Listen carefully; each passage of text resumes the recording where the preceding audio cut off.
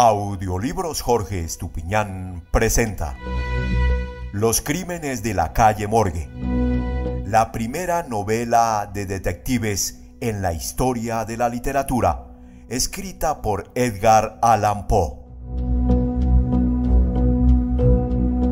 La canción que cantaban las sirenas, o el nombre que adoptó Aquiles cuando se escondió entre las mujeres, son cuestiones enigmáticas, pero que no se hallan más allá de toda conjetura. Sir Thomas Browne. Las características de la inteligencia, que suelen calificarse de analíticas, son en sí mismas poco susceptibles de análisis. Solo las apreciamos a través de sus resultados. Entre otras cosas, sabemos que, para aquel que las posee en alto grado, son fuente del más vivo goce. Así como el hombre robusto se complace en su destreza física y se deleita con aquellos ejercicios que reclaman la acción de sus músculos, así el analista halla su placer en esa actividad del espíritu consistente en desenredar. Goza incluso con las ocupaciones más triviales, siempre que pongan en juego su talento. Le encantan los enigmas, los acertijos, los jeroglíficos, y al solucionarlos muestra un grado de perspicacia que, para la mente ordinaria, parece sobrenatural. Sus resultados, fruto del método en su forma más esencial y profunda, tienen todo el aire de una intuición. La facultad de resolución se ve posiblemente muy vigorizada por el estudio de las matemáticas, y en especial por su rama más alta, que, injustamente, y tan solo a causa de sus operaciones retrógradas, se denomina análisis, como si se tratara del análisis par excellence. Calcular, sin embargo, no es en sí mismo analizar. Un jugador de ajedrez, por ejemplo, efectúa lo primero sin esforzarse en lo segundo.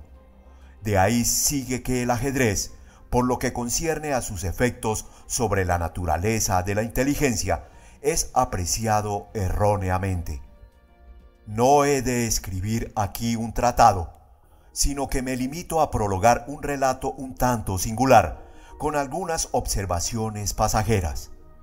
Aprovecharé por eso la oportunidad para afirmar que el máximo grado de la reflexión se ve puesto a prueba por el modesto juego de damas en forma más intensa y beneficiosa que por toda la estudiada frivolidad del ajedrez.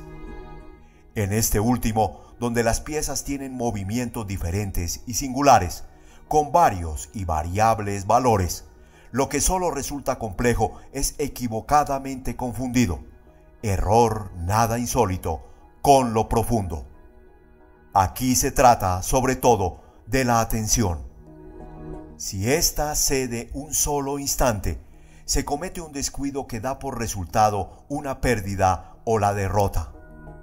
Como los movimientos posibles no solo son múltiples, sino intrincados, las posibilidades de descuido se multiplican y, en 9 casos de cada 10, triunfa el jugador concentrado y no el más penetrante.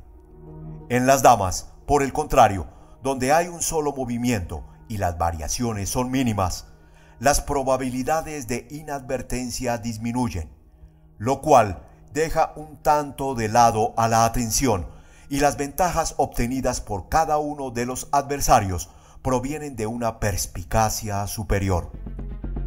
Para hablar menos abstractamente, supongamos una partida de damas en la que las piezas se reducen a 4 y donde, como es natural, no cabe esperar el menor descuido. Obvio resulta que, si los jugadores tienen fuerza pareja, solo puede decidir la victoria algún movimiento sutil, resultado de un penetrante esfuerzo intelectual. Desprovisto de los recursos ordinarios, el analista penetra en el espíritu de su oponente, se identifica con él y con frecuencia alcanza a ver de una sola ojeada el único método, a veces absurdamente sencillo, por el cual puede provocar un error o precipitar a un falso cálculo. Hace mucho que se ha reparado en el juego de naipes, el Whist, por su influencia sobre lo que da en llamarse la facultad del cálculo, y hombres del más excelso intelecto se han complacido en él de manera indescriptible, dejando de lado, por frívolo, al ajedrez. Sin duda alguna, nada existe en ese orden que ponga de tal modo a prueba la facultad analítica. El mejor ajedrecista de la cristiandad no puede ser otra cosa que el mejor ajedrecista, pero la eficiencia en el Whist implica la capacidad para triunfar en todas aquellas empresas más importantes, donde la mente se enfrenta con la mente.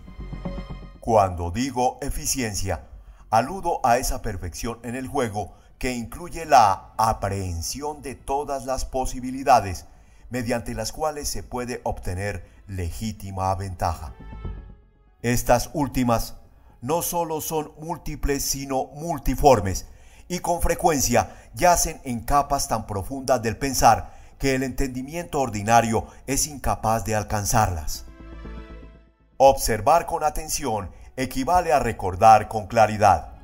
En ese sentido, el ajedrecista concentrado jugará bien al Whist, en tanto que las reglas de Hoyle sobre el Whist, basadas en el mero mecanismo del juego, son comprensibles de manera general y satisfactoria. Por tanto, el hecho de tener una memoria retentiva y guiarse por el libro son las condiciones que por regla general se consideran como la suma del buen jugar. Pero la habilidad del analista se manifiesta en cuestiones que exceden los límites de las meras reglas. Silencioso, procede a acumular cantidad de observaciones y deducciones. Quizá sus compañeros hacen lo mismo, y la mayor o menor proporción de informaciones así obtenidas no reside tanto en la validez de la deducción como en la calidad de la observación. Lo necesario consiste en saber qué se debe observar. Nuestro jugador no se encierra en sí mismo, ni tampoco, dado que su objetivo es el juego, rechaza deducciones procedentes de elementos externos a éste. Examina el semblante de su compañero, comparándolo cuidadosamente con el de cada uno de sus oponentes. Considera el modo con que cada uno ordena las cartas en su mano. A menudo cuenta las cartas ganadoras y las adicionales por la manera con que sus tenedores las contemplan.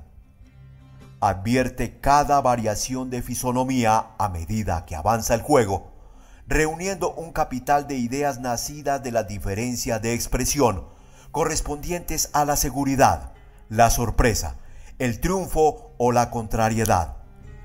Por la manera de levantar una baza, juzga si la persona que la recoge será capaz de repetirla en el mismo palo. Reconoce la jugada fingida por la manera con que se arrojan las cartas sobre el tapete. Una palabra casual o descuidada, la caída o vuelta accidental de una carta, con la consiguiente ansiedad o negligencia en el acto de ocultarla, la cuenta de las bazas, con el orden de su disposición, el embarazo, la vacilación, el apuro o el temor. Todo ello proporciona a su percepción, aparentemente intuitiva, indicaciones sobre la realidad del juego. Jugadas 2 o 3 manos, conoce perfectamente las cartas de cada uno y desde ese momento utiliza las propias con tanta precisión como si los otros jugadores hubieran dado vuelta a las suyas. El poder analítico no debe confundirse con el mero ingenio, ya que si el analista es por necesidad ingenioso, con frecuencia el hombre ingenioso se muestra notablemente incapaz de analizar. La facultad constructiva o combinatoria, por la cual se manifiesta habitualmente el ingenio, y a la que los frenólogos, erróneamente, a mi juicio, han asignado un órgano aparte, considerándola una facultad primordial, ha sido observada con tanta frecuencia en personas cuyo intelecto lindaba con la idiotez, que ha provocado las observaciones de los estudiosos del carácter. Entre el ingenio y la aptitud analítica existe una diferencia mucho mayor que entre la fantasía y la imaginación, pero de naturaleza estrictamente análoga. En efecto, cabe observar que los ingeniosos poseen siempre mucha fantasía, mientras que el hombre verdaderamente imaginativo es siempre un analista. El relato siguiente representará para el lector algo así como un comentario de las afirmaciones que anteceden. Mientras residía en París, durante la primavera y parte del verano de 1800, me relacioné con un cierto Monsieur Auguste Dupin. Este joven caballero procedía de una familia excelente y hasta ilustre, pero una serie de desdichadas circunstancias lo habían reducido a tal pobreza que la energía de su carácter sucumbió ante la desgracia, llevándolo a alejarse del mundo y a no preocuparse por recuperar su fortuna. Gracias a la cortesía de sus acreedores, le quedó una pequeña parte del patrimonio y la renta que le producía bastaba, mediante una rigurosa economía, para subvenir a sus necesidades sin preocuparse de lo superfluo. Los libros constituían su solo lujo y en París es fácil procurárselos. Nuestro primer encuentro tuvo lugar en una oscura librería de la calle Montmartre, donde la casualidad de que ambos anduviéramos en busca de un mismo libro, tan raro como notable, sirvió para aproximarnos. Volvimos a encontrarnos una y otra vez. Me sentí profundamente interesado por la menuda historia de familia que Dupin me contaba detalladamente, con todo ese candor a que se abandona un francés cuando se trata de su propia persona. Me quedé asombrado al mismo tiempo por la extraordinaria amplitud de su cultura, pero, sobre todo, sentí encenderse mi alma ante el exaltado fervor y la vívida frescura de su imaginación. Dado lo que yo buscaba en ese entonces en París, sentí que la compañía de un hombre semejante me resultaría un tesoro inestimable y no vacilé en decírselo. Quedó por fin decidido que viviríamos juntos durante mi permanencia en la ciudad y, como mi situación financiera era algo menos comprometida que la suya, logré que quedara a mi cargo alquilar y amueblar, en un estilo que armonizaba con la melancolía un tanto fantástica de nuestro carácter, una decrépita y grotesca mansión abandonada a causa de supersticiones sobre las cuales no inquirimos, y que se acercaba a su ruina en una parte aislada y solitaria del Faubourg Saint-Germain. Si nuestra manera de vivir en esa casa hubiera llegado al conocimiento del mundo, éste nos hubiera considerado como locos, aunque probablemente como locos inofensivos. Nuestro aislamiento era perfecto. No admitíamos visitantes. El lugar de nuestro retiro era un secreto celosamente guardado para mis antiguos amigos. En cuanto a Dupin, hacía muchos años que había dejado de ver gentes o de ser conocido en París. Solo vivíamos para nosotros. Una rareza de mi amigo, ¿qué otro nombre darle?, consistía en amar la noche por la noche misma. A esta rareza, como a todas las otras, me abandoné a mi vez sin esfuerzo, entregándome a sus extraños caprichos con perfecto abandono. La negra divinidad no podía permanecer siempre con nosotros, pero nos era dado imitarla. A las primeras luces del alba, cerrábamos las pesadas persianas de nuestra vieja casa y encendíamos un par de bujías que, fuertemente perfumadas, solo lanzaban débiles y mortecinos rayos. Con ayuda de ellas ocupábamos nuestros espíritus en soñar, leyendo, escribiendo o conversando, hasta que el reloj nos advertía la llegada de la verdadera oscuridad.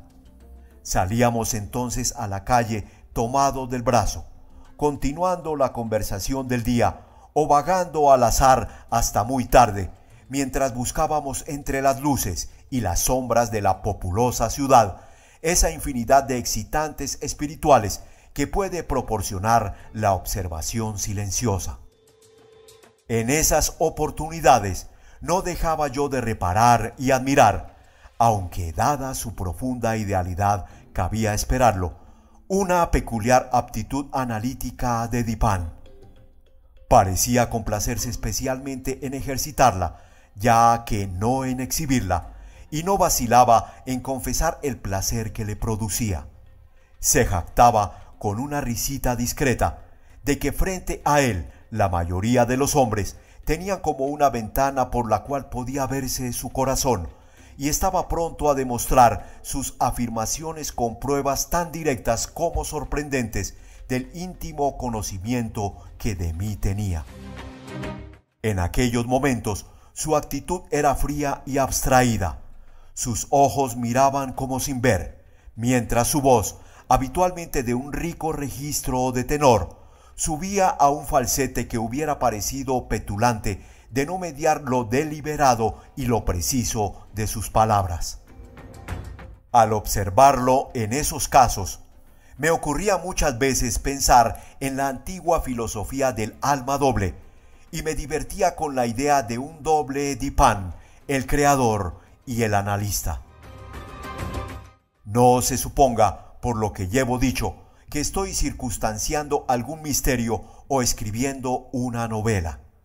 Lo que he referido de mi amigo francés era tan solo el producto de una inteligencia excitada o quizá enferma. Pero el carácter de sus observaciones en el curso de esos periodos se apreciará con más claridad mediante un ejemplo. Errábamos una noche por una larga y sucia calle en la vecindad del Palais Royal.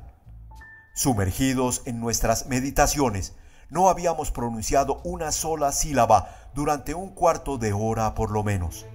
Bruscamente, Dupin pronunció estas palabras: «Sí, es un hombre muy pequeño y estaría mejor en el teatro de variedades». «No cabe duda», repuse inconscientemente sin advertir, pues tan absorto había estado en mis reflexiones, la extraordinaria forma en que Dupin coincidía con mis pensamientos. Pero un instante después me di cuenta y me sentí profundamente asombrado. «Dupin», dije gravemente, «esto va más allá de mi comprensión. Le confieso sin rodeos que estoy atónito y que apenas puedo dar crédito a mis sentidos. ¿Cómo es posible que haya sabido que yo estaba pensando en...?»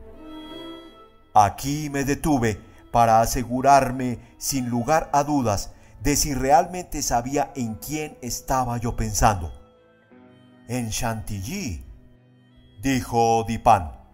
«¿Por qué se interrumpe? Estaba usted diciéndose que su pequeña estatura le veda los papeles trágicos». Tal era exactamente el tema de mis reflexiones. Chantilly era un ex remendón de la calle Saint-Denis que, apasionado por el teatro, había encarnado el papel de Gergés en la tragedia homónima de Crébillon, logrando tan solo que la gente se burlara de él. «¡En nombre del cielo!», exclamé. «Dígame cuál es el método, si es que hay un método que le ha permitido leer en lo más profundo de mí». En realidad me sentía aún más asombrado de lo que estaba dispuesto a reconocer. «El frutero», replicó mi amigo, «fue quien lo llevó a la conclusión de que el remendón de suelas no tenía estatura suficiente para el papel de Gergés en Edith Genus Homme». «¿El frutero? Me asombra usted. No conozco ningún frutero». «El hombre que tropezó con usted cuando entrábamos en la calle, hará un cuarto de hora». Recordé entonces que un frutero, que llevaba sobre la cabeza una gran cesta de manzanas, había estado a punto de derribarme accidentalmente cuando pasamos de la calle C a la que recorríamos ahora. Pero me era imposible comprender qué tenía eso que ver con Chantilly. «Se lo explicaré», me dijo Dupin, en quien no había la menor partícula de charlatanería. «Y, para que pueda comprender claramente, remontaremos primero el curso de sus reflexiones desde el momento en que le hablé hasta el de su choque con el frutero en cuestión. Los eslabones principales de la cadena son los siguientes: Chantilly, Orión, el doctor Nichols, Epicuro, la estereotomía, el pavimento y el frutero. Pocas personas hay que, en algún momento de su vida, no se hayan entretenido en remontar el curso de las ideas mediante las cuales han llegado a alguna conclusión. Con frecuencia, esta tarea está llena de interés y aquel que la emprende se queda asombrado por la distancia aparentemente ilimitada e inconexa entre el punto de partida y el de llegada. ¿Cuál habrá sido entonces mi asombro al oír las palabras que acababa de pronunciar Dupin y reconocer que correspondían a la verdad?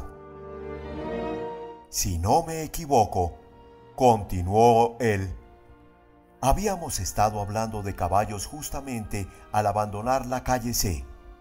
Este fue nuestro último tema de conversación.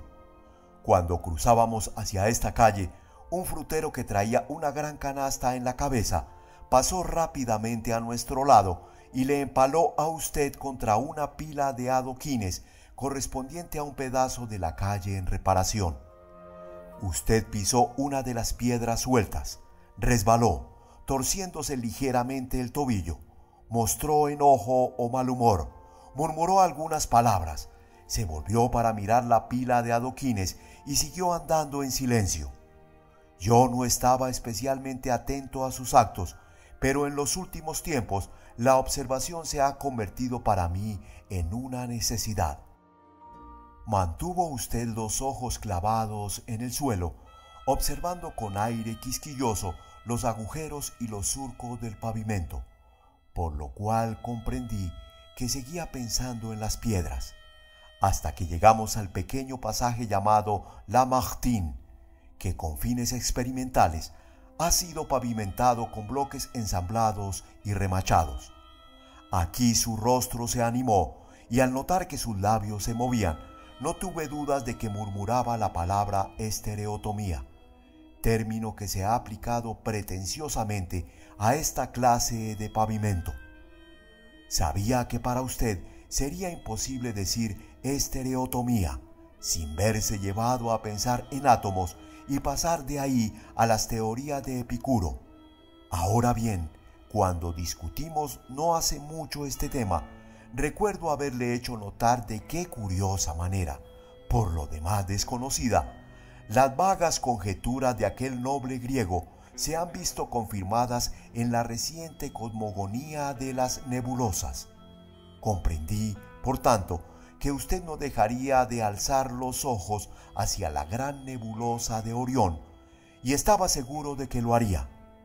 Efectivamente, miró usted hacia lo alto y me sentí seguro de haber seguido correctamente sus pasos hasta ese momento. Pero en la amarga crítica a Chantilly, que apareció en el museo de ayer, el escritor satírico hace algunas penosas alusiones al cambio de nombre del remendón antes de calzar los coturnos y cita un verso latino sobre el cual hemos hablado muchas veces. Me refiero al verso «Perdidit anticum litera prima sonum». La primera explosión destruyó la versión anterior.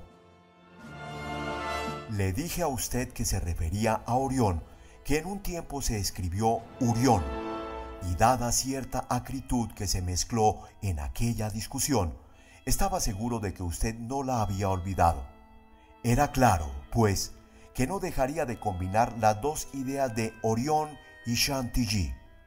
Que así lo hizo, lo supe por la sonrisa que pasó por sus labios. Pensaba usted en la inmolación del pobre zapatero. Hasta ese momento Había caminado algo encorvado, pero de pronto le vi erguirse en toda su estatura. Me sentí seguro de que estaba pensando en la diminuta figura de Chantilly. Y en este punto interrumpí sus meditaciones para hacerle notar que, en efecto, el tal Chantilly era muy pequeño y que estaría mejor en el teatro de variedades.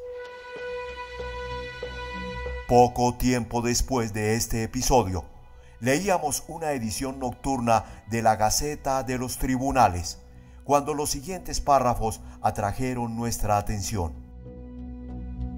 Extraños asesinatos. Esta mañana, hacia las 3, los habitantes del barrio Saint-Roch fueron arrancados de su sueño por los espantosos alaridos procedentes del cuarto piso de una casa situada en la calle Morgue, ocupada por Madame L'Espanaye y su hija Mademoiselle Camille L'Espanaye.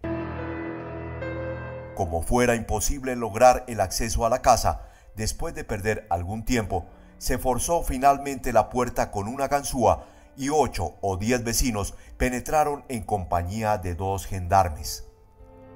Por ese entonces los gritos habían cesado, pero cuando el grupo remontaba el primer tramo de la escalera, se oyeron 2 o más voces que discutían violentamente y que parecían proceder de la parte superior de la casa.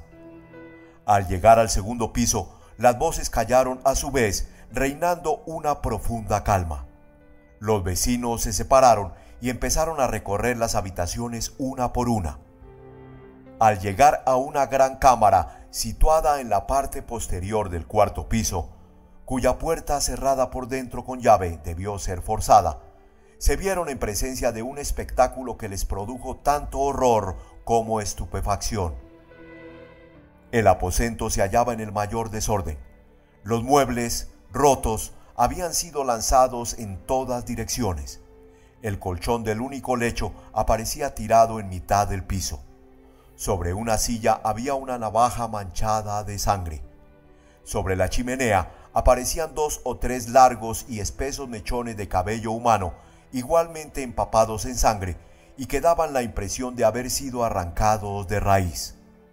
Se encontraron en el piso 4 napoleones, un aro de topacio, 3 cucharas grandes de plata, 3 más pequeñas de metal d'Alger y 2 sacos que contenían casi 4.000 francos en oro.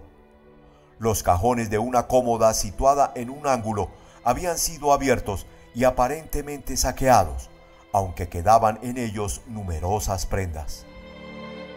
Descubrióse una pequeña caja fuerte de hierro debajo de la cama, y no del colchón.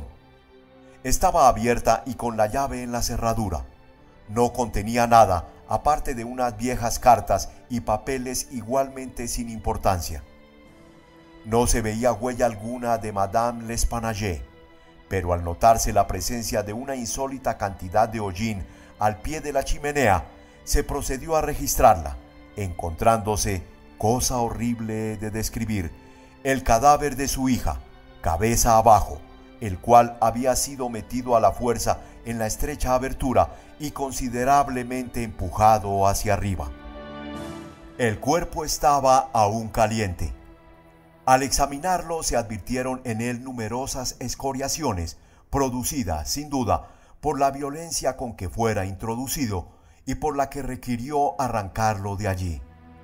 Veíanse profundos arañazos en el rostro y en la garganta aparecían contusiones negruzcas y profundas huellas de uñas, como si la víctima hubiera sido estrangulada. Luego de una cuidadosa búsqueda en cada porción de la casa, sin que apareciera nada nuevo, los vecinos se introdujeron en un pequeño patio pavimentado de la parte posterior del edificio y encontraron el cadáver de la anciana señora, la cual había sido degollada tan salvajemente que, al tratar de levantar el cuerpo, la cabeza se desprendió del tronco. Horribles mutilaciones aparecían en la cabeza y en el cuerpo, y este último apenas presentaba forma humana. Hasta el momento no se ha encontrado la menor clave que permita solucionar tan horrible misterio. La edición del día siguiente contenía los siguientes detalles adicionales. La tragedia de la calle Morgue. Diversas personas han sido interrogadas con relación a este terrible y extraordinario suceso, pero nada ha trascendido que pueda arrojar alguna luz sobre él. Damos a continuación las declaraciones obtenidas. Pauline Dubois, lavandera, manifiesta que conocía desde hacía 3 años a las 2 víctimas de cuya ropa se ocupaba. La anciana y su hija parecían hallarse en buenos términos y se mostraban sumamente cariñosas entre sí. Pagaban muy bien. No sabía nada sobre su modo de vida y sus medios de subsistencia. Creía que Madame L'Espanaye decía la Buenaventura. Pasaba por tener dinero guardado. Nunca encontró a otras personas en la casa cuando iba a buscar la ropa o la devolvía. Estaba segura de que no tenían ningún criado o criada. Opinaba que en la casa no había ningún mueble, salvo en el 4º piso. Pierre Moureau, vendedor de tabaco, declara que desde hace 4 años vendía regularmente pequeñas cantidades de tabaco y de rapé a Madame L'Espanaye. Nació en la vecindad y ha residido siempre en ella. La extinta y su hija ocupaban desde hacía más de 6 años la casa donde se encontraron los cadáveres. Anteriormente vivía en ella un joyero que alquilaba las habitaciones superiores a diversas personas. La casa era de propiedad de Madame L'Espanaye, quien se sintió disgustada por los abusos que cometía su inquilino y ocupó personalmente la casa, negándose a alquilar parte alguna. La anciana señora daba señales de senilidad. El testigo vio a su hija unas 5 o 6 veces durante esos 6 años. Ambas llevaban una vida muy retirada y pasaban por tener dinero. Había oído decir a los vecinos que Madame L'Espanaye decía la Buenaventura, pero no lo creía. Nunca vio entrar a nadie, salvo a la anciana y su hija, a un mozo de servicio que estuvo allí 1 o 2 veces, y a un médico que hizo 8 o 10 visitas. Muchos otros vecinos han proporcionado testimonios coincidentes. No se ha hablado de nadie que frecuentara la casa. Se ignora si Madame L'Espanaye y su hija tenían parientes vivos. Pocas veces se abrían las persianas de las ventanas delanteras. Las de la parte posterior estaban siempre cerradas, salvo las de la gran habitación en la parte trasera del 4º piso. La casa se hallaba en excelente estado y no era muy antigua.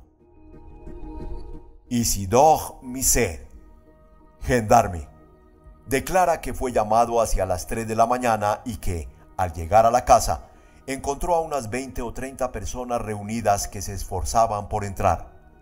Violentó finalmente la entrada con una bayoneta y no con una ganzúa. No le costó mucho abrirla, pues se trataba de una puerta de 2 batientes que no tenía pasadores ni arriba ni abajo. Los alaridos continuaron hasta que se abrió la puerta, cesando luego de golpe. Parecían gritos de persona o personas que sufrieran los más agudos dolores. Eran gritos agudos y prolongados, no breves y precipitados.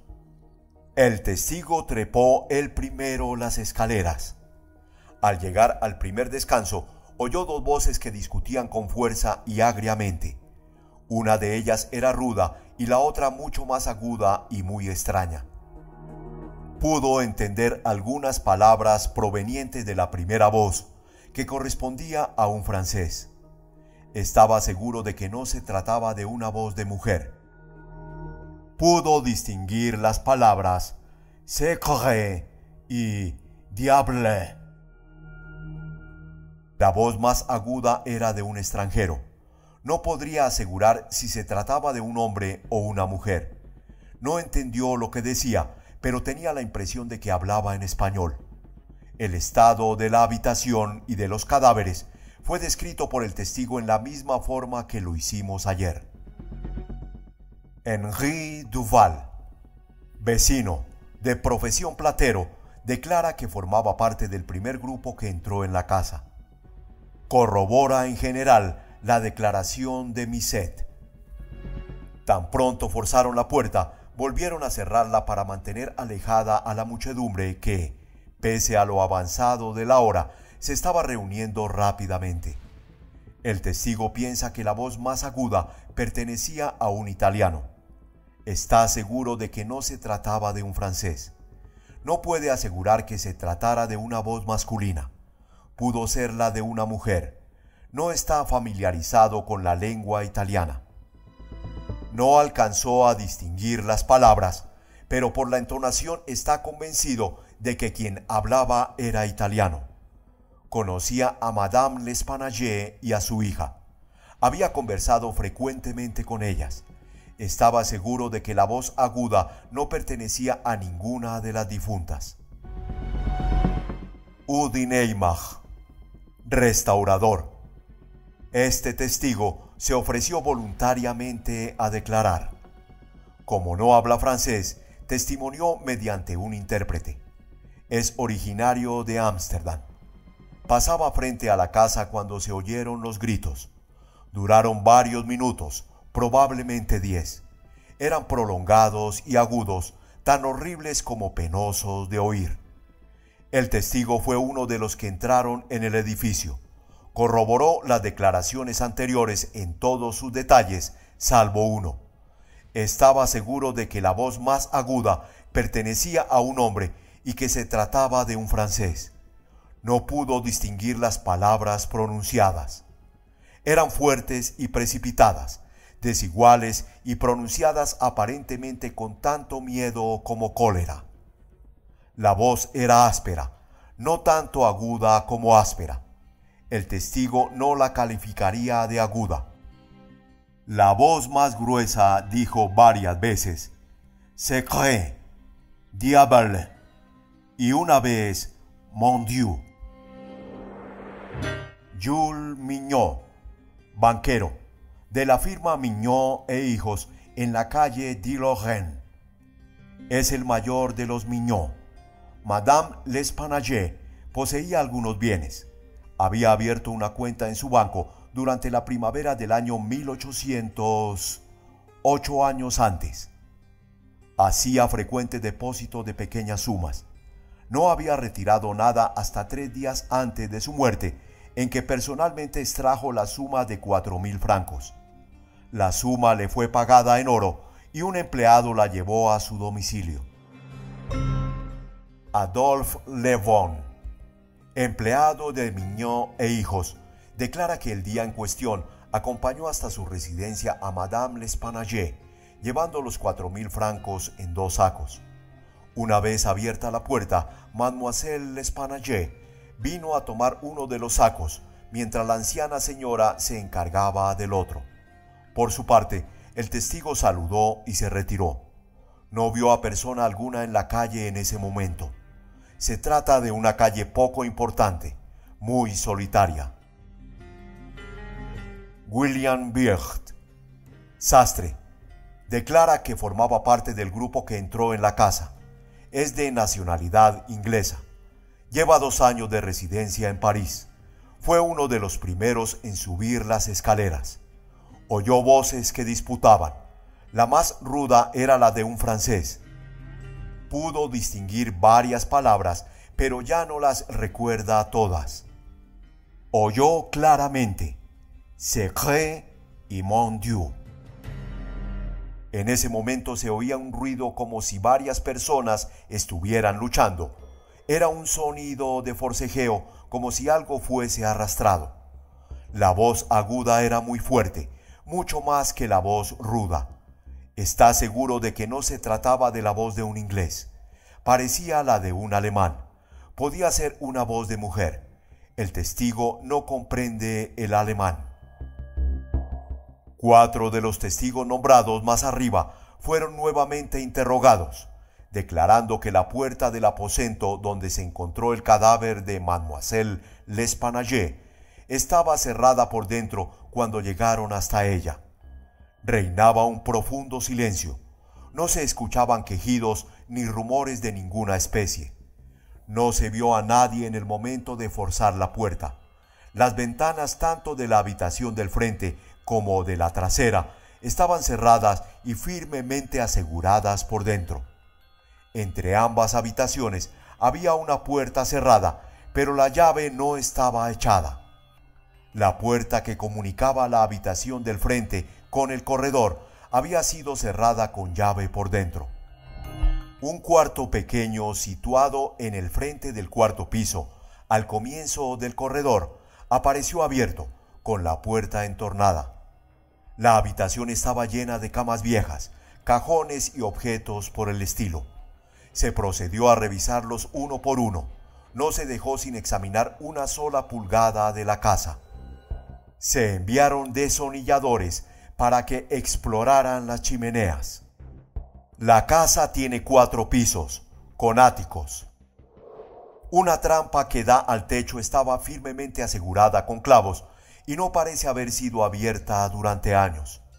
Los testigos no están de acuerdo sobre el tiempo transcurrido entre el momento en que escucharon las voces que disputaban y la apertura de la puerta de la habitación.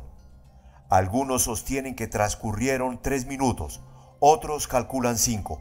Costó mucho violentar la puerta. Alfonso Gagcio, empresario de pompas fúnebres, habita en la calle Morgue.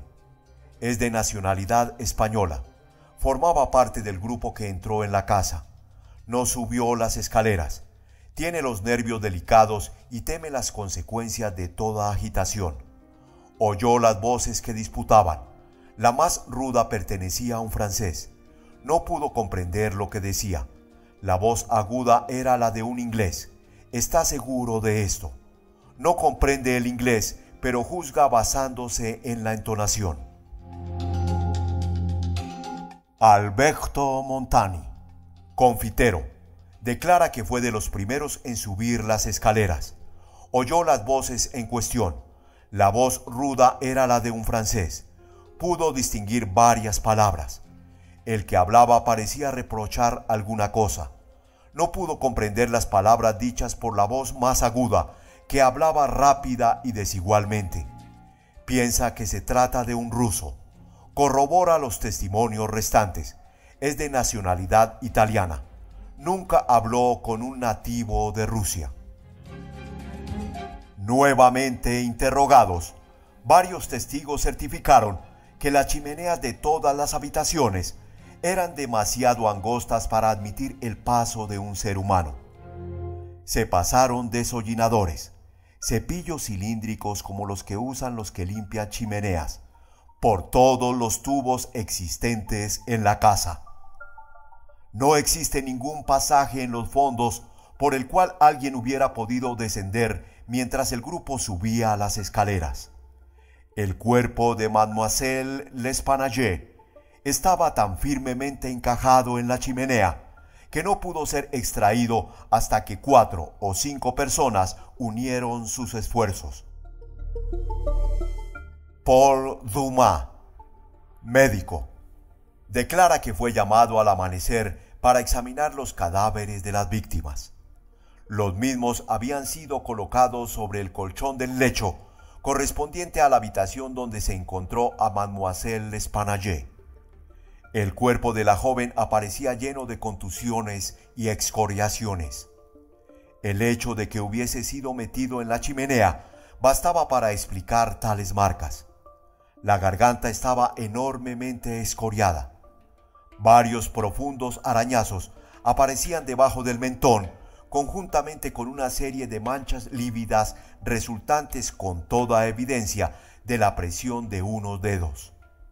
El rostro estaba horriblemente pálido y los ojos se salían de las órbitas. La lengua aparecía a medias cortada. En la región del estómago se descubrió una gran contusión producida, aparentemente, por la presión de una rodilla. Según opinión del doctor Dumas, Mademoiselle L'Espanaye había sido estrangulada por una o varias personas. El cuerpo de la madre estaba horriblemente mutilado.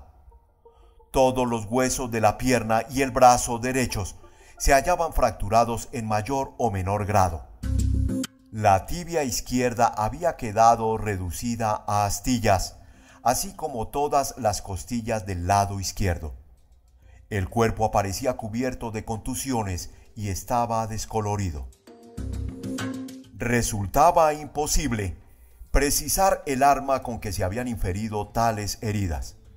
Un pesado garrote de mano o una ancha barra de hierro, quizá una silla, cualquier arma grande, pesada y contundente, en manos de un hombre sumamente robusto, podía haber producido esos resultados. Imposible que una mujer pudiera infligir tales heridas con cualquier arma que fuese. La cabeza de la difunta aparecía separada del cuerpo y, al igual que el resto, terriblemente contusa. Era evidente que la garganta había sido seccionada con un instrumento muy afilado, probablemente una navaja. Alexandre Etienne, cirujano, fue llamado al mismo tiempo que el doctor Dumas para examinar los cuerpos. Confirmó el testimonio y las opiniones de este último. No se ha obtenido ningún otro dato de importancia, a pesar de haberse interrogado a varias otras personas. Jamás se ha cometido en París un asesinato tan misterioso y tan enigmático en sus detalles. Si es que en realidad se trata de un asesinato. La policía está perpleja, lo cual no es frecuente en asuntos de esta naturaleza, pero resulta imposible hallar la más pequeña clave del misterio. La edición vespertina del diario declaraba que en el barrio Saint-Roch reinaba una intensa excitación, que se había practicado un nuevo y minucioso examen del lugar del hecho, mientras se interrogaba a nuevos testigos, pero que no se sabía nada nuevo.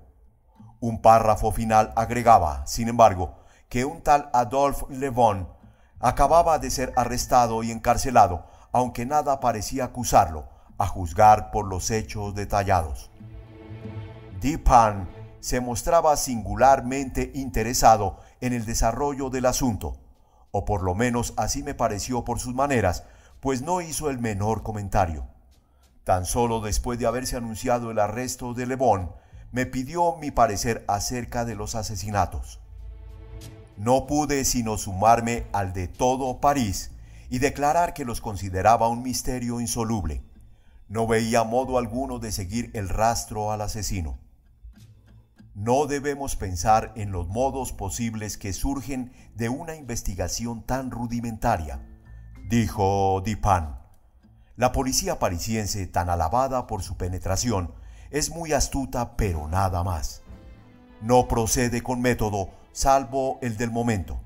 Toma muchas disposiciones ostentosas, pero con frecuencia éstas se hallan tan mal adaptadas a su objetivo que recuerdan a Monsieur Jordan, que pedía su habitación para escuchar mejor la música. Los resultados obtenidos son con frecuencia sorprendentes, pero en su mayoría se logran por simple diligencia y actividad. Cuando éstas son insuficientes, todos sus planes fracasan. Vidocq, por ejemplo, era un hombre de excelentes conjeturas y perseverante, pero como su pensamiento carecía de suficiente educación, erraba continuamente por el excesivo ardor de sus investigaciones. Dañaba su visión por mirar el objeto desde demasiado cerca. Quizá alcanzaba a ver uno o dos puntos con singular acuidad, pero procediendo así perdía el conjunto de la cuestión. En el fondo se trataba de un exceso de profundidad, y la verdad no siempre está dentro de un pozo. Por el contrario, creo que, en lo que se refiere al conocimiento más importante, es invariablemente superficial. La profundidad corresponde a los valles donde la buscamos, y no a las cimas montañosas donde se la encuentra. Las formas y fuentes de este tipo de error se ejemplifican muy bien en la contemplación de los cuerpos celestes. Si se observa una estrella de una ojeada, oblicuamente, volviendo hacia ella la porción exterior de la retina, mucho más sensible a las impresiones luminosas débiles que la parte interior, se verá la estrella con claridad y se apreciará plenamente su brillo, el cual se empaña apenas la contemplamos de lleno. Es verdad que en este último caso llegan a nuestros ojos mayor cantidad de rayos, pero la porción exterior posee una capacidad de recepción mucho más refinada. Por causa de una indebida profundidad, confundimos y debilitamos el pensamiento, y Venus misma puede llegar a borrarse del firmamento si la escrutamos de manera demasiado sostenida, demasiado concentrada o directa. En cuanto a esos asesinatos, procedamos personalmente a un examen antes de formarnos una opinión. La encuesta nos servirá de entretenimiento. Me pareció que el término era extraño, aplicado al caso, pero no dije nada.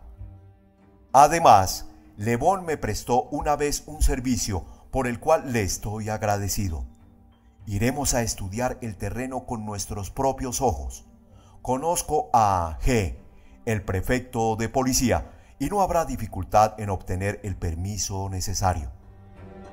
La autorización fue acordada y nos encaminamos inmediatamente a la calle Morgue. Se trata de uno de esos míseros pasajes que corren entre la calle Richelieu y la calle Saint-Roch.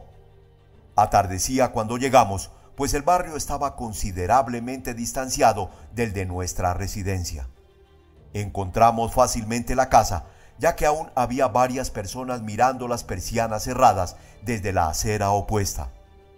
Era una típica casa parisiense, con una puerta de entrada y una casilla de cristales con ventana corrediza, correspondiente al albergue del conserje. Antes de entrar recorrimos la calle, doblamos por un pasaje y, volviendo a doblar, pasamos por la parte trasera del edificio, mientras Dupin examinaba la entera vecindad, así como la casa, con una atención minuciosa cuyo objeto me resultaba imposible de adivinar. Volviendo sobre nuestros pasos, retornamos a la parte delantera y luego de llamar y mostrar nuestras credenciales, fuimos admitidos por los agentes de guardia. Subimos las escaleras hasta llegar a la habitación donde se había encontrado el cuerpo de Mademoiselle L'Espanaye y donde aún yacían ambas víctimas. Como es natural, el desorden del aposento había sido respetado. No vi nada que no estuviese detallado en la Gaceta de los Tribunales. Dupin lo inspeccionaba todo, sin exceptuar los cuerpos de las víctimas. Pasamos luego a las otras habitaciones y al patio. Un gendarme nos acompañaba a todas partes. El examen nos tuvo ocupados hasta que oscureció y era de noche cuando salimos. En el camino de vuelta, mi amigo se detuvo algunos minutos en las oficinas de uno de los diarios parisienses. He dicho ya que sus caprichos eran muchos y variados y que yo le perdoné. En esta oportunidad, Dupin rehusó toda conversación vinculada con los asesinatos hasta el día siguiente a mediodía. Entonces, súbitamente, me preguntó si había observado alguna cosa peculiar en el escenario de aquellas atrocidades. Algo había en su manera de acentuar la palabra que me hizo estremecer sin que pudiera decir por qué. No, nada peculiar, dije. Por lo menos nada que no hayamos encontrado ya referido en el diario.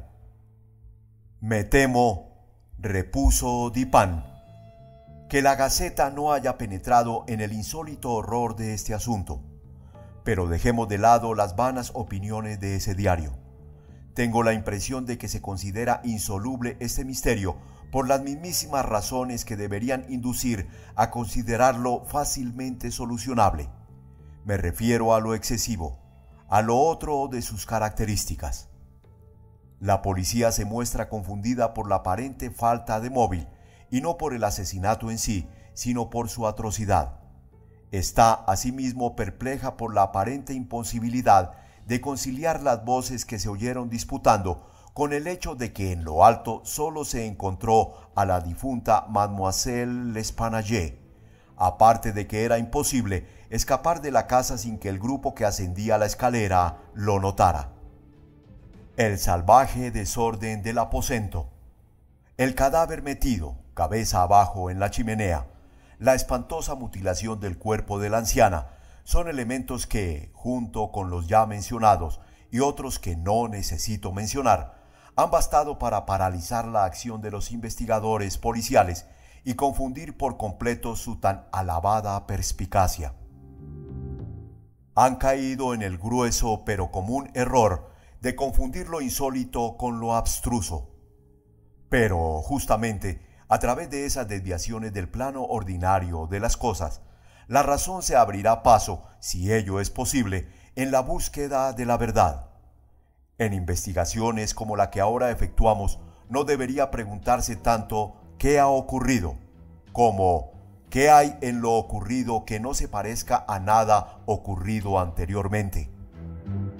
En una palabra, la facilidad con la cual llegaré o he llegado a la solución de este misterio se halla en razón directa de su aparente insolubilidad a ojos de la policía.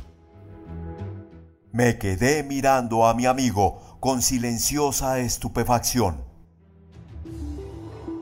Estoy esperando ahora, continuó Dupin mirando hacia la puerta de nuestra habitación, a alguien que, si bien no es el perpetrador de esas carnicerías, debe de haberse visto envuelto de alguna manera en su ejecución.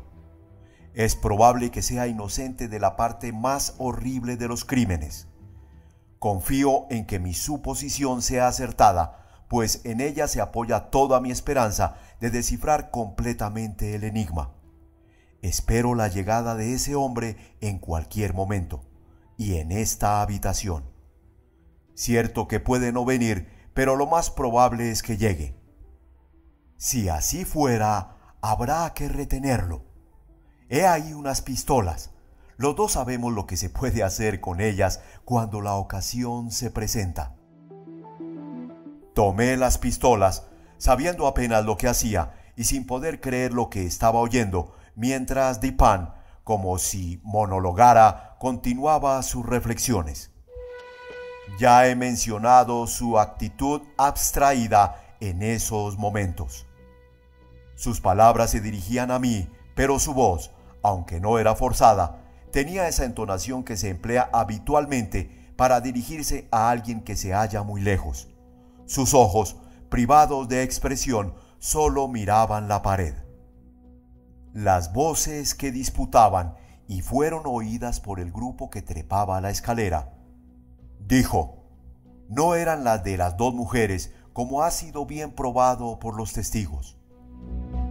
Con esto queda eliminada toda posibilidad de que la anciana señora haya matado a su hija suicidándose posteriormente.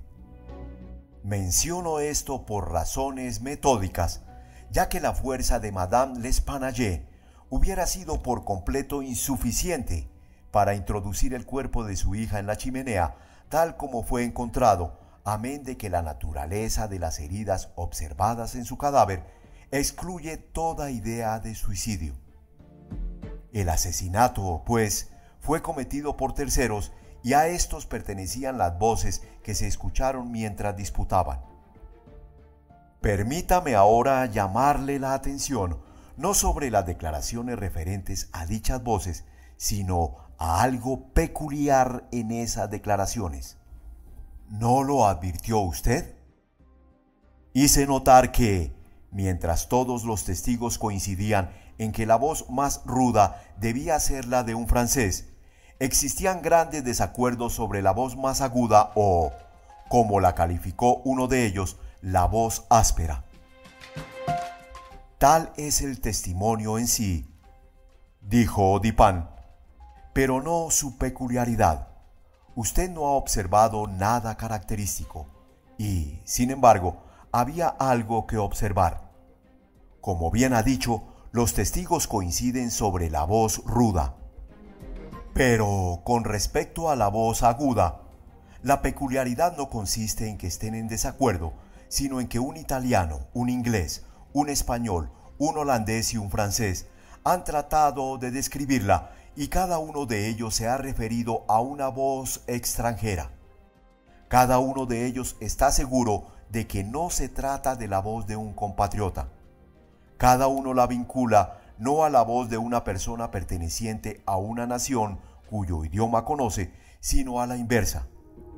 El francés supone que es la voz de un español y agrega que podría haber distinguido algunas palabras si hubiera sabido español. El holandés sostiene que se trata de un francés, pero nos enteramos de que como no habla francés, testimonió mediante un intérprete. El inglés piensa que se trata de la voz de un alemán, pero el testigo no comprende el alemán. El español está seguro de que se trata de un inglés, pero juzga basándose en la entonación, ya que no comprende el inglés. El italiano cree que es la voz de un ruso, pero nunca habló con un nativo de Rusia. Un segundo testigo francés difiere del primero y está seguro de que se trata de la voz de un italiano. No está familiarizado con la lengua italiana, pero al igual que el español, está convencido por la entonación. Ahora bien, cuán extrañamente insólita tiene que haber sido esa voz para que pudiera reunirse semejantes testimonios. Una voz en cuyos tonos los ciudadanos de las 5 grandes divisiones de Europa no pudieran reconocer nada familiar. Me dirá usted que podía tratarse de la voz de un asiático o un africano. Ni unos ni otros abundan en París, pero, sin negar esa posibilidad, me limitaré a llamarle la atención sobre 3 puntos. Un testigo califica la voz de áspera más que aguda. Otros 2 señalan que era precipitada y desigual. Ninguno de los testigos se refirió a palabras reconocibles, a sonidos que parecieran palabras. No sé, continuó Dupin. La impresión que pudo haber causado hasta ahora en su entendimiento, pero no vacilo en decir que cabe extraer deducciones legítimas de esta parte del testimonio, la que se refiere a las voces ruda y aguda, suficientes para crear una sospecha que debe de orientar todos los pasos futuros de la investigación del misterio. Digo deducciones legítimas sin expresar plenamente lo que pienso. Quiero dar a entender que las deducciones son las únicas que corresponden y que la sospecha surge inevitablemente como resultado de las mismas. No le diré todavía cuál es esta sospecha, pero tenga presente que, por lo que a mí se refiere, bastó para dar forma definida y tendencia determinada a mis investigaciones en el lugar del hecho. Transportémonos ahora con la fantasía a esa habitación. ¿Qué buscaremos en primer lugar? Los medios de evasión empleados por los asesinos. Supongo que bien puedo decir que ninguno de los 2 cree en acontecimientos sobrenaturales. Madame y Mademoiselle L'Espanaye no fueron asesinadas por espíritus. Los autores del hecho eran de carne y hueso y escaparon por medios materiales. ¿Cómo, pues? Afortunadamente, solo hay una manera de razonar sobre este punto, y esa manera debe conducirnos a una conclusión definida. Examinemos uno por uno los posibles medios de escape. Resulta evidente que los asesinos se hallaban en el cuarto donde se encontró a Mademoiselle L'Espanaye, o por lo menos en la pieza contigua, en momentos en que el grupo subía las escaleras. Vale decir que debemos buscar las salidas en esos 2 aposentos. La policía ha levantado los pisos, los techos y la mampostería de las paredes en todas direcciones. Ninguna salida secreta pudo escapar a sus observaciones, pero como no me fío de sus ojos, miré el lugar con los míos. Efectivamente, no había salidas secretas. Las 2 puertas que comunican las habitaciones con el corredor estaban bien cerradas, con las llaves por dentro. Veamos ahora las chimeneas. Aunque de diámetro ordinario en los primeros 8 o 10 pies por encima de los hogares, los tubos no permitirían más arriba el paso del cuerpo de un gato grande, quedando así establecida la total imposibilidad de escape por las vías mencionadas. Nos vemos reducidos a las ventanas. Nadie podría haber huido por la del cuarto delantero, ya que la muchedumbre reunida lo hubiese visto. Los asesinos tienen que haber pasado, pues, por las de la pieza trasera. Llevados a esta conclusión de manera tan inequívoca, no nos corresponde, en nuestra calidad de razonadores, rechazarla por su aparente imposibilidad. Lo único que cabe hacer es probar que esas aparentes imposibilidades no son tales en realidad. Hay 2 ventanas en el aposento. Contra una de ellas no hay ningún mueble que la obstruya y es claramente visible. La porción inferior de la otra queda oculta por la cabecera del pesado lecho que ha sido arrimado a ella. La primera ventana pareció firmemente asegurada desde dentro. Resistió los más violentos esfuerzos de quienes trataron de levantarla. En el marco, a la izquierda, había una gran perforación de barreno y en ella un solidísimo clavo hundido casi hasta la cabeza. Al examinar la otra ventana, se vio que había un clavo colocado en forma similar. Todos los esfuerzos por levantarla fueron igualmente inútiles. La policía, pues, se sintió plenamente segura de que la huida no se había producido por ese lado, y por tanto consideró superfluo extraer los clavos y abrir las ventanas. Mi examen fue algo más detallado, y eso por la razón que acabo de darle. Allí era el caso de probar que todas las aparentes imposibilidades no eran tales en realidad. Seguí razonando en la siguiente forma, a posteriori. Los asesinos escaparon desde una de esas ventanas. Por tanto, no pudieron asegurar nuevamente los marcos desde el interior, tal como fueron encontrados. Consideración que, dado lo obvio de su carácter, interrumpió la búsqueda de la policía en ese terreno. Los marcos estaban asegurados. Es necesario, pues, que tengan una manera de asegurarse por sí mismos. La conclusión no admitía escapatoria. Me acerqué a la ventana que tenía libre acceso, extraje con alguna dificultad el clavo y traté de levantar el marco. Tal como lo había anticipado, resistió a todos mis esfuerzos. Comprendí entonces que debía de haber algún resorte oculto y la corroboración de esta idea me convenció de que por lo menos mis premisas eran correctas, aunque el detalle referente a los clavos continuara siendo misterioso. Un examen detallado no tardó en revelarme el resorte secreto. Lo oprimí y, satisfecho de mi descubrimiento, me abstuve de levantar el marco. Volví a poner el clavo en su sitio y lo observé atentamente.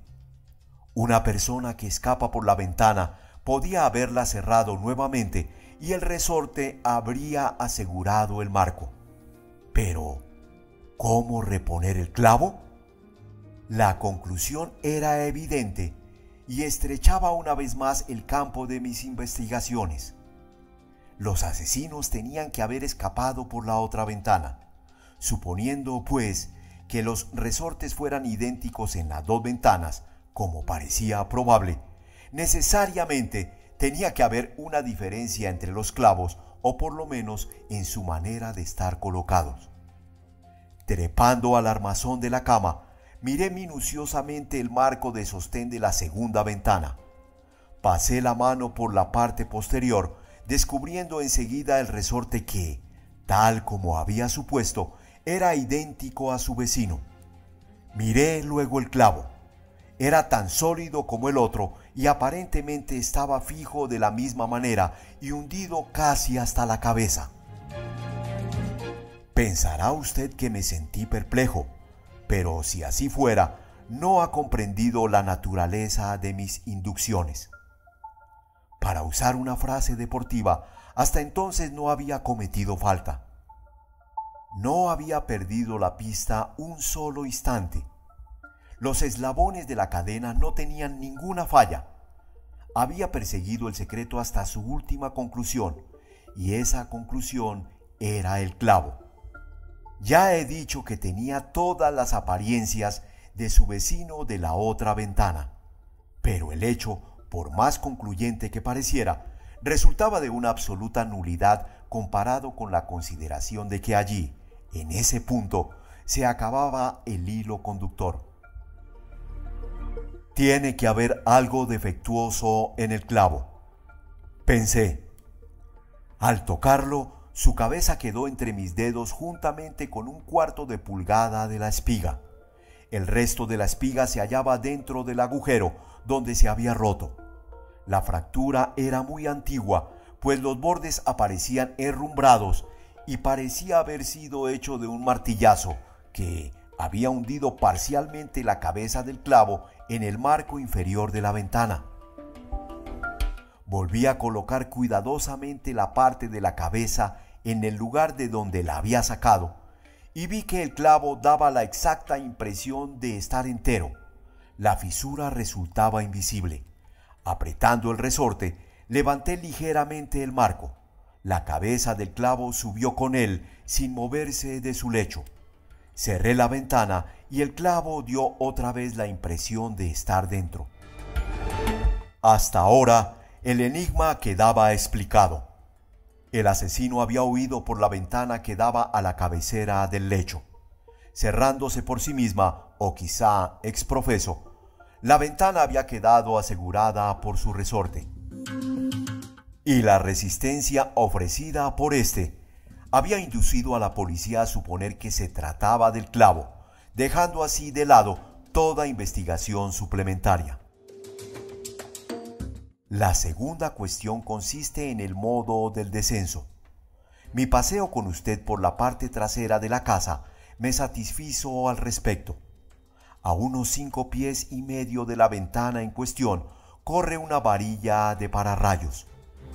Desde esa varilla hubiera resultado imposible alcanzar la ventana y mucho menos introducirse por ella. Observé, sin embargo, que las persianas del cuarto piso pertenecen a esa curiosa especie que los carpinteros parisienses denominan ferrats o vía férrea. Es un tipo rara vez empleado en la actualidad, pero que se ve con frecuencia en casas muy viejas de Lyon y Bordeaux. Se las fabrica como una puerta ordinaria, de una sola hoja y no de doble batiente, con la diferencia de que la parte inferior tiene celosías o tablillas que ofrecen excelente asidero para las manos. En este caso, las persianas alcanzan un ancho de 3 pies y medio. Cuando las vimos desde la parte posterior de la casa, ambas estaban entornadas, es decir, en ángulo recto con relación a la pared. Es probable que también los policías hayan examinado los fondos del edificio, pero, si así lo hicieron, miraron las ferrats en el ángulo indicado, sin darse cuenta de su gran anchura, por lo menos no la tomaron en cuenta. Sin duda, seguros de que por esa parte era imposible toda fuga, se limitaron a un examen muy sumario. Para mí, sin embargo, era claro que si se abría del todo la persiana correspondiente a la ventana situada sobre el lecho, su borde quedaría a unos 2 pies de la varilla del pararrayos. También era evidente que, desplegando tanta agilidad como coraje, se podía llegar hasta la ventana trepando por la varilla. Estirándose hasta una distancia de 2 pies y medio, ya que suponemos la persiana enteramente abierta, un ladrón habría podido sujetarse firmemente de las tablillas de la celosía. Abandonando entonces su sostén en la varilla, afirmando los pies en la pared y lanzándose vigorosamente hacia adelante, habría podido hacer girar la persiana hasta que se cerrara, Si suponemos que la ventana estaba abierta en ese momento, habría logrado entrar así en la habitación. Le pido que tenga especialmente en cuenta que me refiero a un insólito grado de vigor, capaz de llevar a cabo una hazaña tan azarosa y difícil. Mi intención consiste en demostrarle, primeramente, que el hecho pudo ser llevado a cabo, pero, en segundo lugar, y muy especialmente, insisto, en llamar su atención sobre el carácter extraordinario, casi sobrenatural, de ese vigor capaz de cosa semejante. Usando términos judiciales, usted me dirá sin duda que para redondear mi caso, debería subestimar y no poner de tal modo en evidencia la agilidad que se requiere para dicha proeza. Pero la práctica de los tribunales no es la de la razón. Mi objetivo final es tan solo la verdad. Y mi propósito inmediato consiste en inducirlo a que yuxtaponga la insólita agilidad que he mencionado a esa voz tan extrañamente aguda, o áspera, y desigual, sobre cuya nacionalidad no pudieron ponerse de acuerdo los testigos, y en cuyos acentos no se logró distinguir ningún vocablo articulado. Al oír estas palabras, pasó por mi mente una vaga e informe concepción de lo que quería significar Dupin. Me pareció estar a punto de entender, pero sin llegar a la comprensión, así como a veces nos hallamos a punto de recordar algo que finalmente no se concreta. Pero mi amigo seguía hablando. «Habrá notado usted», dijo, «que he pasado de la cuestión de la salida de la casa a la del modo de entrar en ella. Era mi intención mostrar que ambas cosas se cumplieron en la misma forma y en el mismo lugar. Volvamos ahora al interior del cuarto y examinemos lo que allí aparece. Se ha dicho que los cajones de la cómoda habían sido saqueados, aunque quedaron en ellos numerosas prendas. Esta conclusión es absurda. No pasa de una simple conjetura bastante tonta por lo demás. ¿Cómo podemos asegurar que las ropas halladas en los cajones no eran las que éstos contenían habitualmente? Madame L'Espanaye y su hija llevaban una vida muy retirada, no veían a nadie, salían raras veces y pocas ocasiones se les presentaban de cambiar de tocado. Lo que se encontró en los cajones era de tan buena calidad como cualquiera de los efectos que poseían las damas. Si un ladrón se llevó una parte, ¿por qué no tomó lo mejor? ¿Por qué no se llevó todo? En una palabra, ¿por qué abandonó 4.000 francos en oro para cargarse con un hato de ropa? El oro fue abandonado. La suma mencionada por Monsieur Mignon, el banquero, apareció en su casi totalidad en los sacos tirados por el suelo. Le pido, por tanto, que descarte de sus pensamientos la desatinada idea de un móvil, nacida en el cerebro de los policías por esa parte del testimonio que se refiere al dinero entregado en la puerta de la casa. Coincidencias 10 veces más notables que esta. La entrega del dinero y el asesinato de sus poseedores 3 días más tarde ocurren a cada hora de nuestras vidas sin que nos preocupemos por ellas. En general, las coincidencias son grandes obstáculos en el camino de esos pensadores que todo lo ignoran de la teoría de las probabilidades, esa teoría a la cual los objetivos más eminentes de la investigación humana deben los más altos ejemplos. En esta instancia, si el oro hubiese sido robado, el hecho de que la suma hubiese sido entregada 3 días antes había constituido algo más que una coincidencia. Antes bien, hubiera corroborado la noción de un móvil, pero, dadas las verdaderas circunstancias del caso, si hemos de suponer que el oro era el móvil del crimen, tenemos entonces que admitir que su perpetrador era lo bastante indeciso y lo bastante estúpido como para olvidar el oro y el móvil al mismo tiempo. Teniendo, pues, presentes los puntos sobre los cuales he llamado su atención, la voz singular, la insólita agilidad y la sorprendente falta de móvil en un asesinato tan atroz como este, echemos una ojeada a la carnicería en sí. Estamos ante una mujer estrangulada por la presión de unas manos e introducida en el cañón de la chimenea con la cabeza hacia abajo. Los asesinos ordinarios no emplean semejantes métodos, y mucho menos esconden al asesinado en esa forma. En el hecho de introducir el cadáver en la chimenea, admitirá usted que hay algo excesivamente inmoderado, algo por completo inconciliable con nuestras nociones sobre los actos humanos, incluso si suponemos que su autor es el más depravado de los hombres. Piense, asimismo, en la fuerza prodigiosa que hizo falta para introducir el cuerpo hacia arriba, cuando para hacerlo descender fue necesario el concurso de varias personas. Volvamos ahora a las restantes señales que pudo dejar ese maravilloso vigor. En el hogar de la chimenea se hallaron espesos, muy espesos, mechones de cabello humano canoso. Habían sido arrancados de raíz. Bien sabe usted la fuerza que se requiere para arrancar en esa forma 20 o 30 cabellos. Y además vio los mechones en cuestión tan bien como yo. Sus raíces, cosa horrible, mostraban pedazos del cuero cabelludo, prueba evidente de la prodigiosa fuerza ejercida para arrancar quizás 500,000 de cabellos de un tirón.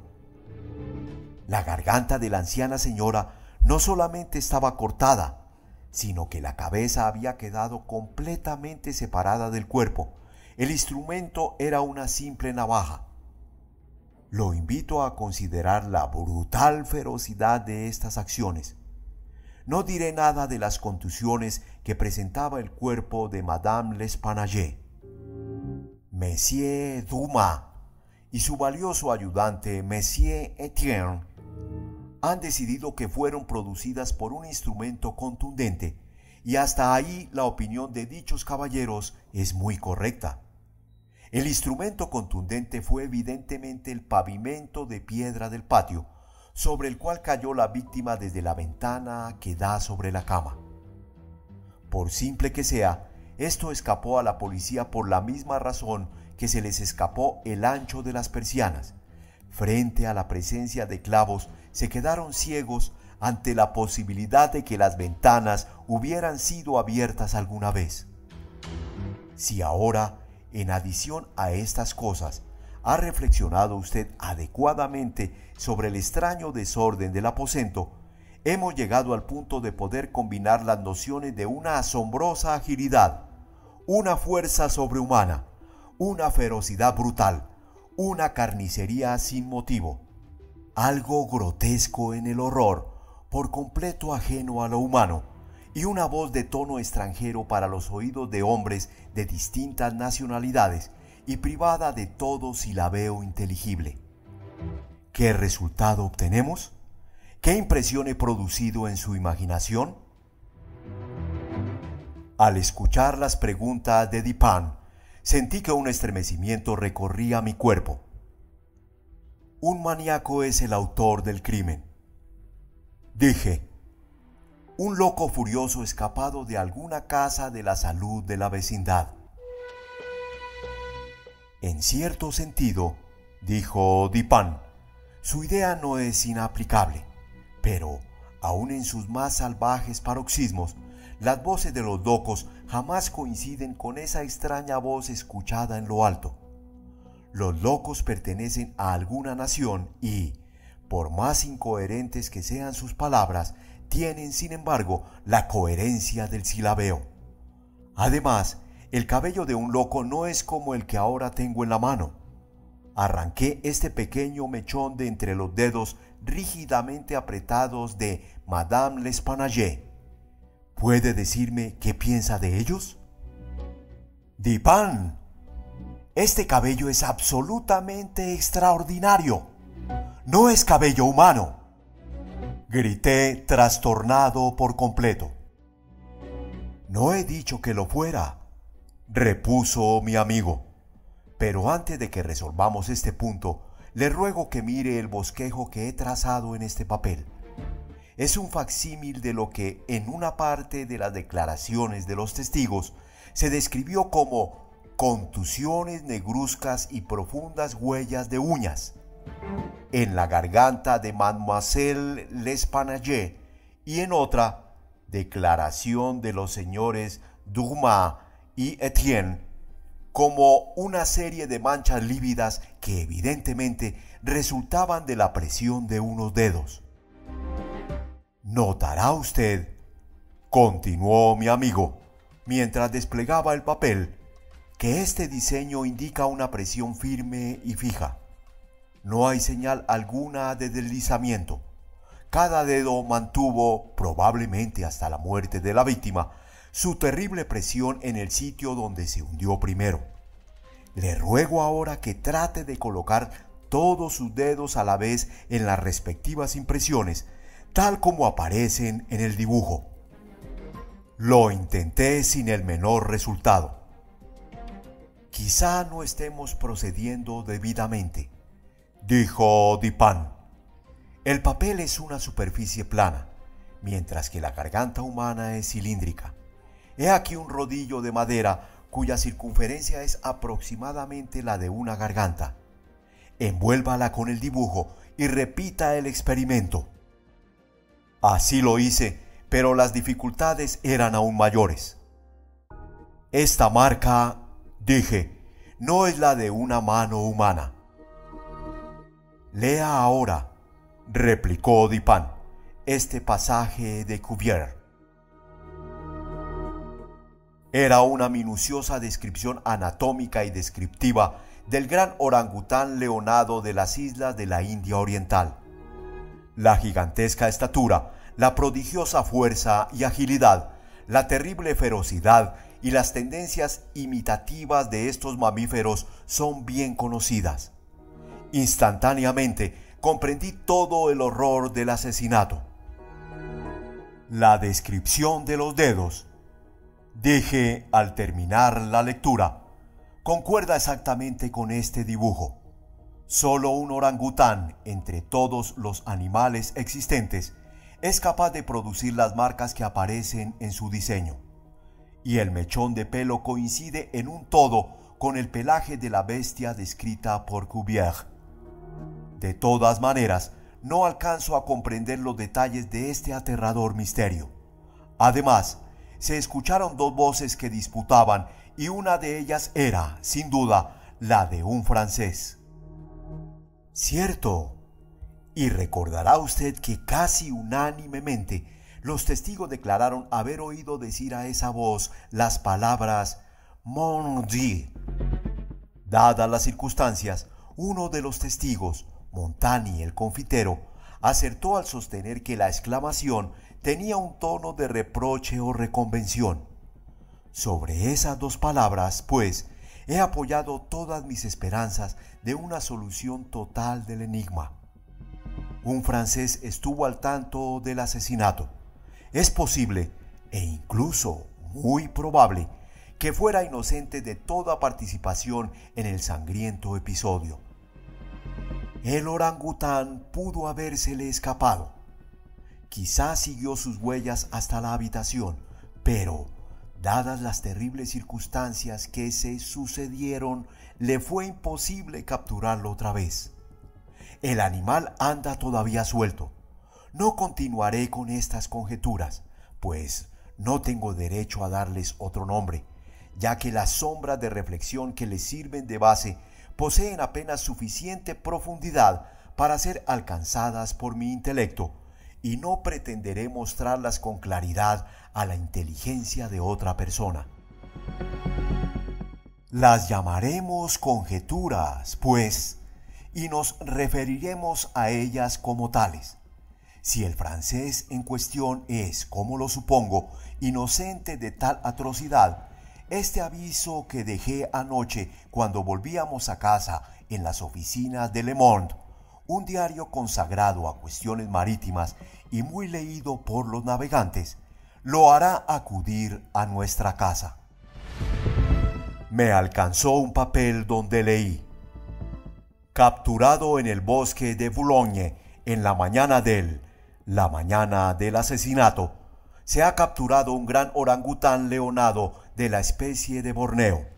Su dueño, de quien se sabe que es un marinero perteneciente a un barco maltés, puede reclamarlo previa identificación satisfactoria y pago de los gastos resultantes de su captura y cuidado. Presentarse al número calle Faubourg Saint-Germain, tercer piso. Pero, ¿cómo es posible?, pregunté, que sepa usted que el hombre es un marinero y que pertenece a un barco maltés.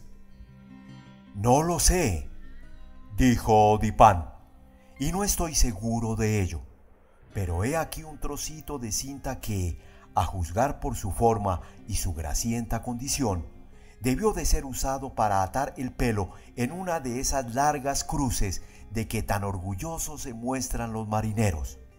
Además, el nudo pertenece a esa clase que pocas personas son capaces de hacer, salvo los marineros, y es característico de los malteses.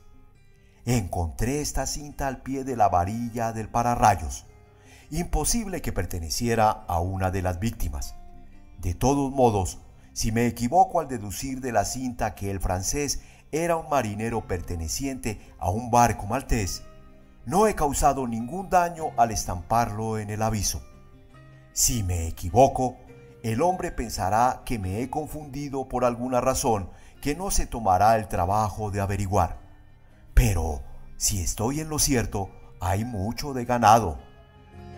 Conocedor, aunque inocente de los asesinatos, el francés vacilará, como es natural, antes de responder al aviso y reclamar el orangután. He aquí cómo razonará. Soy inocente y pobre. Mi orangután es muy valioso y para un hombre como yo representa una verdadera fortuna. ¿Por qué perderlo a causa de una tonta aprehensión? Está ahí, a mi alcance. Lo han encontrado en el bosque de Boulogne, a mucha distancia de la escena del crimen. ¿Cómo podría sospechar alguien que ese animal es el culpable? La policía está desorientada y no ha podido encontrar la más pequeña huella. Si llegaran a seguir la pista del mono, les será imposible probar que supe algo de los crímenes o echarme alguna culpa como testigo de ellos. Además, soy conocido. El redactor del aviso me designa como dueño del animal. Ignoro hasta dónde llega su conocimiento. Si renuncio a reclamar algo de tanto valor que se sabe de mi pertenencia, las sospechas recaerán por lo menos sobre el animal. Contestaré al aviso, recobraré el orangután y lo tendré encerrado hasta que no se hable más del asunto. En ese momento oímos pasos en la escalera.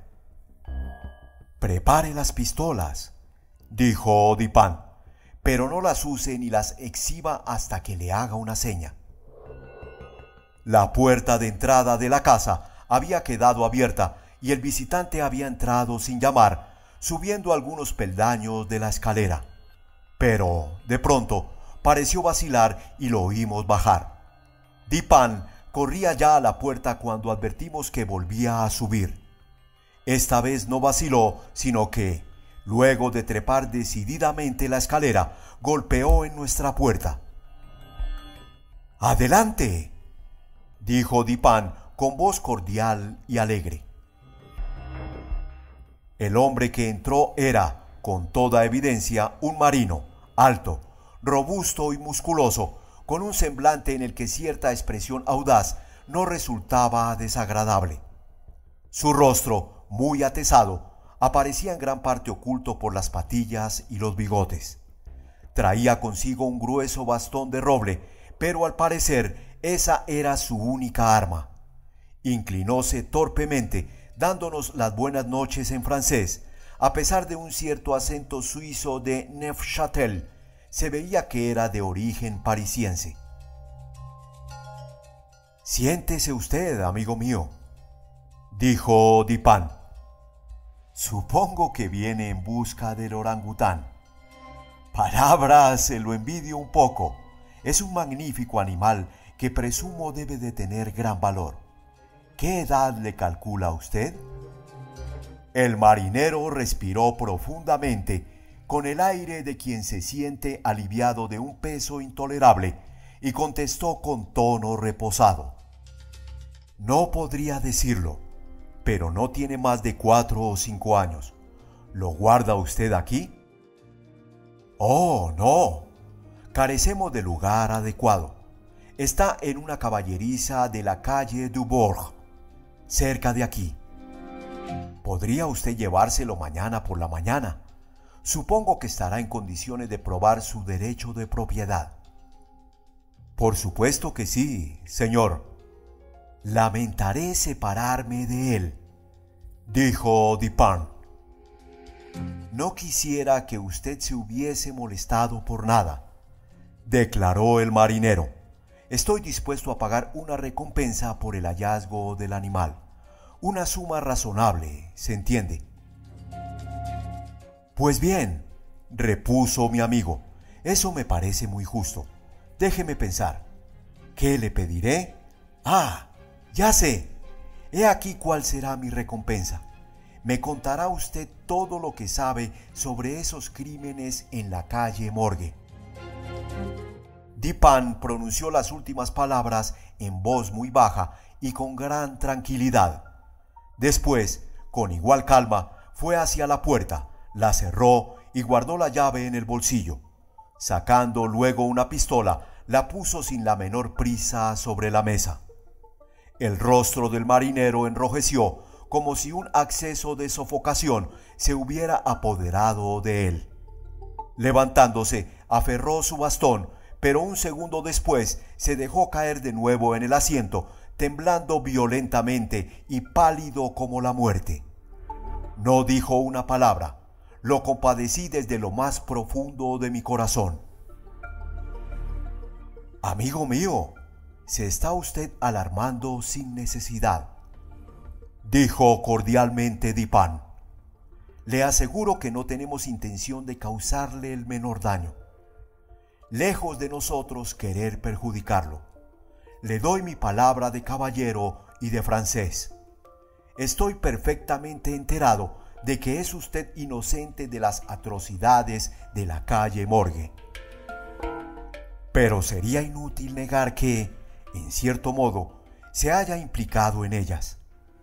Fundándose en lo que le he dicho, supondrá que poseo medios de información sobre este asunto, medios que le sería imposible imaginar. El caso se plantea de la siguiente manera. Usted no ha cometido nada que no debiera haber cometido, nada que lo haga culpable. Ni siquiera se le puede acusar de robo, cosa que pudo llevar a cabo impunemente. No tiene nada que ocultar ni razón para hacerlo. Por otra parte, el honor más elemental lo obliga a confesar todo lo que sabe. Hay un hombre inocente en la cárcel, acusado de un crimen cuyo perpetrador puede usted denunciar».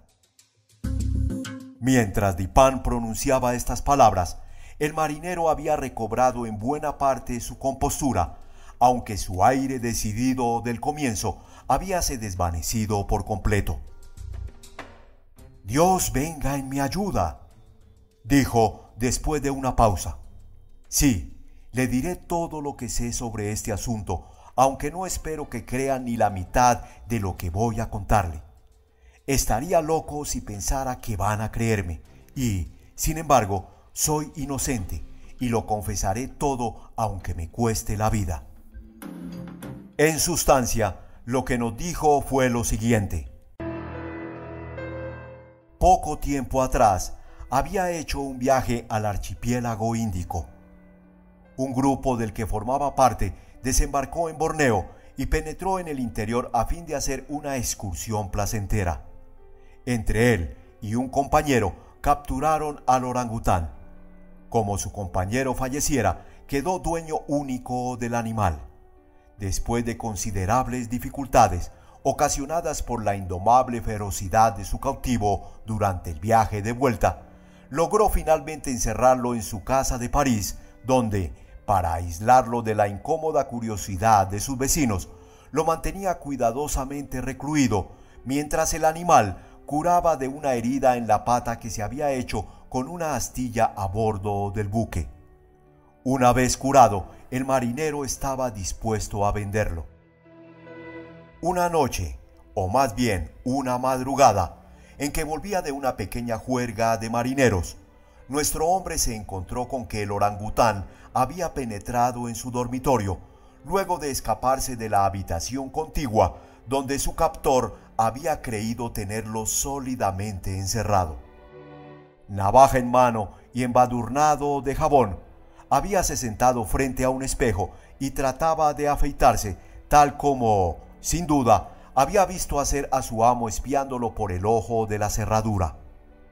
Aterrado al ver arma tan peligrosa en manos de un animal que, en su ferocidad, era harto capaz de utilizarla, el marinero se quedó un instante sin saber qué hacer. Por lo regular, lograba contener al animal, aun en sus arrebatos más terribles, con ayuda de un látigo, y pensó acudir otra vez a ese recurso. Pero al verlo, el orangután se lanzó de un salto a la puerta, bajó las escaleras y desde ellas, saltando por una ventana que desgraciadamente estaba abierta, se dejó caer a la calle. Desesperado, el francés se precipitó en su seguimiento. Navaja en mano, el mono se detenía para mirar y hacer muecas a su perseguidor, dejándolo acercarse casi hasta su lado. Entonces echaba a correr otra vez. Siguió así la caza durante largo tiempo. Las calles estaban profundamente tranquilas, pues eran casi las 3 de la madrugada. Al atravesar el pasaje de los fondos de la calle Morgue, la atención del fugitivo se vio atraída por la luz que salía de la ventana abierta del aposento de Madame L'Espanaye, en el cuarto piso de su casa. Precipitándose hacia el edificio, descubrió la varilla del pararrayos, trepó por ella con inconcebible agilidad, aferró la persiana que se hallaba completamente abierta y pegada a la pared, y en esta forma se lanzó hacia adelante hasta caer sobre la cabecera de la cama. Todo esto había ocurrido en menos de un minuto. Al saltar en la habitación, las patas del orangután rechazaron nuevamente la persiana, la cual quedó abierta. El marinero, a todo esto, se sentía tranquilo y preocupado al mismo tiempo. Renacían sus esperanzas de volver a capturar a la bestia, ya que le sería difícil escapar de la trampa en que acababa de meterse, salvo que bajara otra vez por el pararrayos, ocasión en que sería posible atraparlo. Por otra parte, se sentía ansioso al pensar en lo que podría estar haciendo en la casa. Esta última reflexión indujo al hombre a seguir al fugitivo. Para un marinero no hay dificultad en trepar por una varilla de pararrayos, pero cuando hubo llegado a la altura de la ventana, que quedaba muy alejada a su izquierda, no pudo seguir adelante. Lo más que alcanzó fue a echarse a un lado para observar el interior del aposento. Apenas hubo mirado, estuvo a punto de caer a causa del horror que lo sobrecogió. Fue en ese momento cuando empezaron los espantosos alaridos que arrancaron de su sueño a los vecinos de la calle Morgue. Madame L'Espanaye y su hija, vestidas con sus camisones de dormir, habían estado aparentemente ocupadas en arreglar algunos papeles en la caja fuerte ya mencionada, la cual había sido corrida al centro del cuarto. Hallábase abierta y a su lado, en el suelo, los papeles que contenía. Las víctimas debían de haber estado sentadas dando la espalda a la ventana y, a juzgar por el tiempo transcurrido entre la entrada de la bestia y los gritos, parecía probable que en un primer momento no hubieran advertido su presencia. El golpear de la persiana pudo ser atribuido por ellas al viento. En el momento en que el marinero miró hacia el interior del cuarto, el gigantesco animal había aferrado a Madame L'Espanaye por el cabello, que la dama tenía suelto como si se hubiera estado peinando, y agitaba la navaja cerca de su cara, imitando los movimientos de un barbero. La hija yacía postrada e inmóvil, víctima de un desmayo. Los gritos y los esfuerzos de la anciana señora, durante los cuales le fueron arrancados los mechones de la cabeza, tuvieron por efecto convertir los propósitos probablemente pacíficos del orangután en otros llenos de furor. Con un solo golpe de su musculoso brazo, separó casi completamente la cabeza del cuerpo de la víctima. La vista de la sangre transformó su cólera en frenesí. Rechinando los dientes y echando fuego por los ojos, saltó sobre el cuerpo de la joven y, hundiéndole las terribles garras en la garganta, las mantuvo así hasta que hubo expirado. Las furiosas miradas de la bestia cayeron entonces sobre la cabecera del lecho, sobre el cual el rostro de su amo, paralizado por el horror, alcanzaba apenas a divisarse. La furia del orangután, que, sin duda, no olvidaba el temido látigo, se cambió instantáneamente en miedo. Seguro de haber merecido un castigo, pareció deseoso de ocultar sus sangrientas acciones y se lanzó por el cuarto lleno de nerviosa agitación, echando abajo y rompiendo los muebles a cada salto y arrancando el lecho de su bastidor. Finalmente, se apoderó del cadáver de Mademoiselle L'Espanaye y lo metió en el cañón de la chimenea, tal como fue encontrado luego. Tomó luego el de la anciana y lo tiró de cabeza por la ventana. En momentos en que el mono se acercaba a la ventana con su mutilada carga, el marinero se echó aterrorizado hacia atrás y, deslizándose sin precaución alguna hasta el suelo, corrió inmediatamente a su casa, temeroso de las consecuencias de semejante atrocidad y olvidando en su terror toda preocupación por la suerte del orangután. Las palabras que los testigos oyeron en la escalera fueron las exclamaciones de espanto del francés, mezcladas con los diabólicos sonidos que profería la bestia. Poco me queda por agregar. El orangután debió de escapar por la varilla del pararrayos un segundo antes de que la puerta fuera forzada. Sin duda, cerró la ventana a su paso. Más tarde fue capturado por su mismo dueño, quien lo vendió al jardín de las plantas en una elevada suma. Le Bon fue puesto en libertad inmediatamente después que hubimos narrado todas las circunstancias del caso, con algunos comentarios por parte de Dupin en el despacho del prefecto de policía. Este funcionario, aunque muy bien dispuesto hacia mi amigo, no pudo ocultar del todo el fastidio que le producía el giro que había tomado el asunto, y deslizó uno o dos sarcasmos sobre la conveniencia de que cada uno se ocupara de sus propios asuntos. «Déjelo usted hablar», me dijo Dupin, que no se había molestado en replicar. «Deje que se desahogue. Eso aliviará su conciencia. Me doy por satisfecho con haberlo derrotado en su propio terreno. De todos modos, el hecho de que haya fracasado en la solución del misterio no es ninguna razón para asombrarse. En verdad, nuestro amigo el prefecto es demasiado astuto para ser profundo. No hay fibra en su ciencia, mucha cabeza y nada de cuerpo, como las imágenes de la diosa Laverna, o, a lo sumo, mucha cabeza y lomos como un bacalao. Pero después de todo, es un buen hombre. Lo estimo especialmente por cierta forma maestra de gazmoñería a la cual debe su reputación. Me refiero a la manera que tiene de negar lo que es y explicar lo que no es.